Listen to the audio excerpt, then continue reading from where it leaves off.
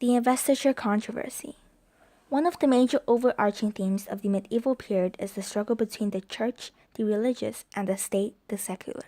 In specific, the investiture controversy between Pope Gregory VII and Holy Roman Emperor Henry IV raises the question of who really holds the power. Pope Gregory VII was born to humble beginnings in Savannah. He was the son of a blacksmith and went to Rome to study as a young boy. After the death of the previous pope, Alexander II, the common people declared Gregory as pope. Gregory then fled because he thought that just by declaring him pope due to public consensus is illegal, and rises to power from a priest to a bishop, then to a pope. King Henry IV was born in the year 1050 in Goslar. His father, the emperor at the time, died in 1056, and his mother became regent while he became the king. In 1062, the young king was kidnapped as a result of the coup of Kaiserswerth. He proved his capabilities to rule during various acts, such as the conquest of Lutiki, his victory at the Battle of Hamburg, the appointment of the Archbishop of Milan, and the restoration of the Borghold II. After King Henry III's death, Henry IV seized the throne. As the Western Roman Emperor fell in the 5th century AD, significant changes took place within the churches of the Germanic successor states, which generally ceased to look to the Pope in Rome or to ecumenical councils for guidance. Instead, nobles, and especially anointed kings, assumed numerous Christian duties that once belonged to the Pope. Bishops and abbots were nominated and installed by rulers in a ceremony known as investiture. The appointed bishops swore fealty to the ruler, also known as homage. Homage obliged the bishop or abbot to assist the ruler by fulfilling the requirements of service to the king, including the payment of fees, distribution of fiefs to rural supporters, hospitality, military support, and court attendance as an advisor and collaborator. Despite many objections and controversies aroused from investitures, Pope Gregory still accepted lay investiture at the start of his papacy. However, the traditional harmony between the Pope and the King was disrupted when King Henry refused to obey papal commands, known as the Dictatus Papae Decree. King Henry insisted that he reserved the traditionally established right of previous emperors to invest in bishops, abbots, or other clergymen despite the papal decree. In January of 1076, King Henry called a meeting in Worms, a historically significant location that would resolve the investiture controversy. There, Henry IV, along with bishops of Germany and Italy, renounced their obedience to the Pope and called on him to abdicate, another term for giving up his position as Pope. In the assembly, Pope Gregory also voiced against the act of simony, or the act of selling church offices and robes. At the time, there were problems with simony and accusations of simony, how one pays for an office or position in the hierarchy of Christian church. To Pope Gregory, simony was regarded as a crime in church. Therefore, in the Lenten Synod of 1076, Pope Gregory responded by also calling Henry to abdicate, and further tensions by excommunicating Henry, which then officially excludes Henry from participation in the sacraments and services of the Christian Church. In the very same year, the First Battle of Lagensalza was fought between the forces of King Henry and several rebellious Saxon noblemen on the River Untrust. Saxon noblemen criticized King Henry's actions as unfair, illegal, and unwarranted, calling upon civilians to join the rebellion. However, the second battle ended up as a complete success for Henry, resulting in the subjugation or enslavement of the Saxons. Taking it one step further, Pope Gregory called an assembly deposing King Henry as German king. The term to depose refers to the sudden and forceful removal from office. One of the other main reasons behind why Gregory wanted to depose King Henry revolved around the Bishop of Milan. Henry appointed his chaplain, the Milanese priest, to the office as Bishop of Milan. Not only did Gregory choose another priest in Milan, Atto, for candidacy as bishop, he also felt as if the church still had the overpowering decision rights over the state. Angry at King Henry, Gregory's disposition will release all Christians from their oath of allegiance to the king, pleasing the German people and aristocracy. As you can see in the border here, Pope Gregory also takes it a step further by telling Henry's vassals that they didn't have to obey him. This is huge because the nobles could say, "We don't have to be loyal to you." So Henry then faces this rebellion from his vassals, and his emperor empire is further divided.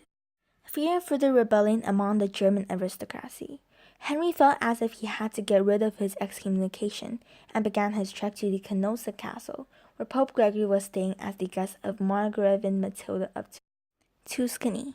On the top border, we can see Pope Gregory's journey to Canossa. Gregory feared that Henry would bring his army and attempt to remove the Pope from power. He spent some time on his journey northward from Rome in Italian cities, trying to gain support among the people. On his journey, he met Matilda, and she offered him to bring him to a location safe from attack by Henry. The bottom border shows King Henry's journey to Canossa. Henry started his trip in Speyer and traveled southwards from Germany, finding his way to Canossa. Walking barefoot, Henry crossed the Alps, a long and hard journey, and reached the gates of Canossa. Pope Gregory wanted to seek absolute of his excommunication from Matilda. Under a snow blizzard, Henry waited for 3 days and 3 nights for the entrance gate of the castle to open. One of the most well-known scenes of the walk to Canossa features the king waiting in traditional clothing, barefoot in the heavy snow. After the 3 days' wait, the gates of the castle to Gregory was opened on the 28th of January. As contemporary sources tell, King Henry was forced to humiliate himself on his knees and begged for Gregory's forgiveness. Gregory then restored Henry and invited him back to the church. The nobility of Germany are angry, as they feel betrayed by King Henry. The nobles felt as if the act of King Henry submitting and requesting for forgiveness from the Pope somewhat signals the act of conceit and surrender to an extent. Angry at King Henry, the nobles began another civil war, this time between King Henry and the noblemen, further dividing the emperor. German aristocrats, whose rebellion became known as the Great Saxon Revolt, were not as willing to give up their opportunity and elect a rival king. Therefore, the noblemen and aristocrats are then going to bypass the Pope and elect a new emperor, Rudolf of Swabia, also known as Rudolf von Rehfeld. Rudolf was appointed to the position of an anti-king, or man who declares himself king in opposition to an established monarch. As the first anti-king in the history of the empire, Rudolf had the support of various authorities, such as the Archbishop of Magdeburg, the Dukes of Bavaria, the Saxon rebel Otto of Roman, as well as the Duke Magnus of Saxony. However, King Henry was angered by the installation of a new anti-king and accused Rudolf of greed and treason. The top border here shows that as King Henry's opposition conflicted Rudolf's popularity, a civil war breaks out in Germany from 1077 to 1080. It was fought between the supporters of Henry and Rudolf. Before this war, Gregory avoided taking sides and adopted a waiting attitude. However, in this war, the Pope would then consider himself the mediator and believes that he is the final authority because of the donations of Constantine. Although it takes Gregory 3 years, he then makes a decision in 1080. Gregory will approve Rudolf as the anti-king, declaring his support for Rudolf. This decision was effective in ending the internal revolt against Henry. As we see here, Pope Gregory will then have to excommunicate Henry V for the second time, removing his participation from church matters. As our first alternative ending, we considered the possibilities of one of the most pivotal points in the controversy. If Pope Gregory did not voice his support for Rudolf and did not approve him as anti-king, the conflicts and ongoing wars would continue to tear up the unity among the empire, and the civil war between Rudolf's supporters and Henry's supporters would carry on. King Henry would eventually be forced to denounce Pope Gregory, as the main reason why Rudolf had so much power and support is the favoritism on the Pope's side. King Henry will feel as if he was to denounce Pope Gregory. Anti-King Rudolf would not be a threat without Gregory's support. In October of 1080, Rudolf's forces met Henry's at White Elster River in the Battle of Elster. The battle would have been a huge victory for the anti-royalist and Rudolf. However, Rudolf lost his right hand in the battle and was mortally wounded in the abdomen. He withdrew to nearby fortresses where he died the next day and was buried. As our second alternative ending, we consider how the story would play out if Rudolf didn't die in the Battle of Elster. As the situation presented before the battle, the anti-king will gradually pick up its dominance and overpower the king. Inevitably, the authority of Rudolf would provoke him into wanting the authority to lay investiture and appoint bishops. This would once again anchor Pope Gregory, resuming the scenes of the very beginning of the controversy. After Rudolph's death, Henry would also appoint a new pope, an anti-pope, named Clement III. With this will, Henry invades Rome for the first time with the intent of forcefully removing Gregory VII and installing a friendlier pope. What he didn't count on was that the Roman people loved Gregory and fought to keep Gregory in office.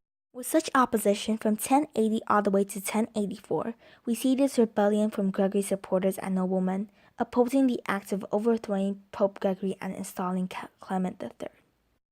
As Henry appears to be victorious throughout the rebellion, Gregory was forced by King Henry and his supporters into exile.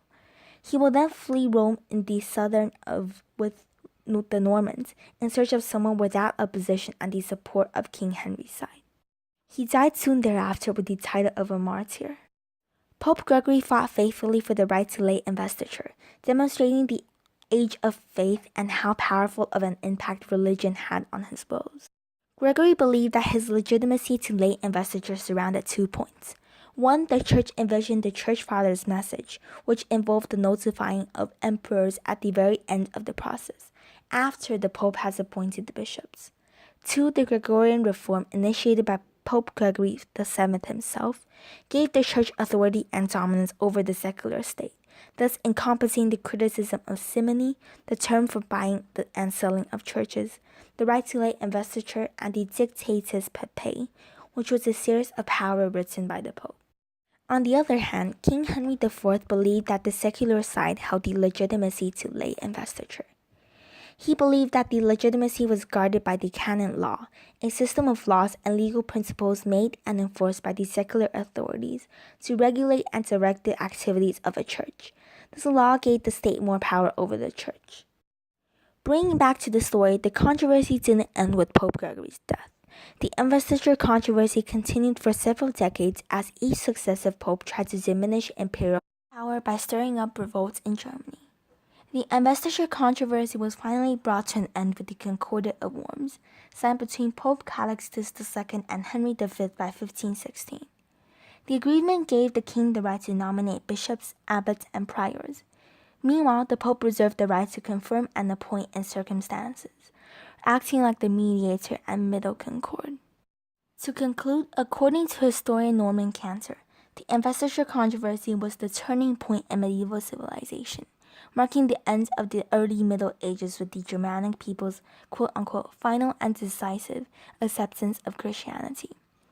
More importantly, it set up the stage for the religious and political systems of the High Middle Ages.